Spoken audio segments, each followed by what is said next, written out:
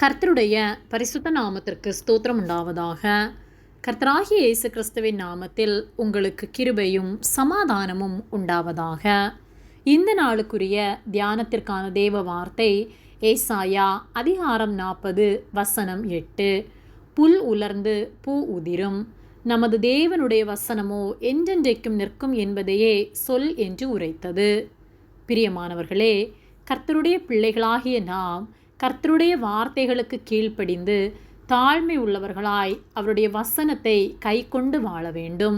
அவருடைய வார்த்தைகளை அறிந்தும் அதை கை கொண்டு வாழாமல் ஒரு பயனும் இல்லை.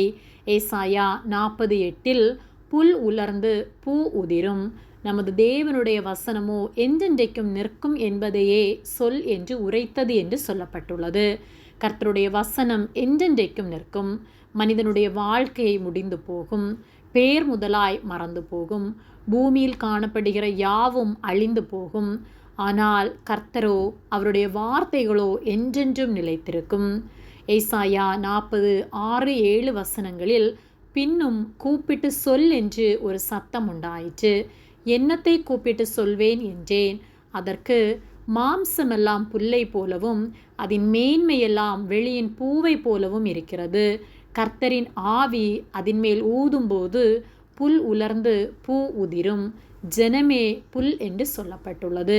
கர்த்தருடைய கரத்தினால் உருவாக்கப்பட்ட நாம் கர்த்தருடைய வார்த்தைகளுக்கு கீழ்ப்படியாமல் மேட்டிமை உள்ளவர்களாய் வாழ்வோமானால் நம்முடைய வாழ்க்கை புல்லை போல உலர்ந்து போகும், நம்முடைய மேட்டிமை பூவை போல உதிர்ந்து போகும் என்று கர்த்தர் சொல்லுகிறார். ஆகவே மேன்மை உள்ளவர்களாக நாம் இருப்போமானால் நம்முடைய மேட்டிமைகளை விட்டு தாழ்மை உள்ளவர்களாய் நாம் வாழ்வோம். மேட்டிமையானவைகளை சிந்தியாமல் தாழ்மையானவர்களுக்கு இணங்குங்கள் என்று வேத வார்த்தை சொல்லுகிறது.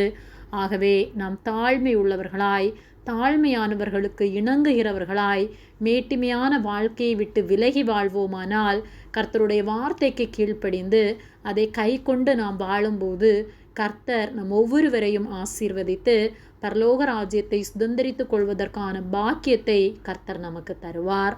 ஆகவே கர்த்தரால் உருவாக்கப்பட்ட ஒருவரையும் அற்பமாக எண்ணாமல் மேட்டிமையாகிய துர்குணத்தை விட்டு கர்த்தரிடத்தில் திரும்புவோம். கர்த்தர் நம் ஒவ்வொருவரையும் சுத்திகரித்து அவரோடு நாம் வாழத்தக்கதான கிருபைகளை தருவாராக. ஆமேன். ஜெபம்.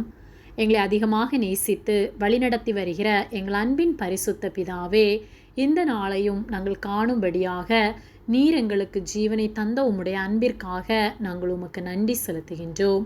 நாங்கள் தியானித்த வார்த்தையின்படியே மேட்டிமை உள்ளவர்களாய் நாங்கள் வாழாமல் தாழ்மையாய் வாழ்ந்து உம்முடைய வார்த்தைகளுக்கு கீழ்ப்படிந்து அதை கை கொண்டு வாழ நீர் எங்களுக்கு உதவி செய்யும்படியாய் ஜெபிக்கின்றோம்.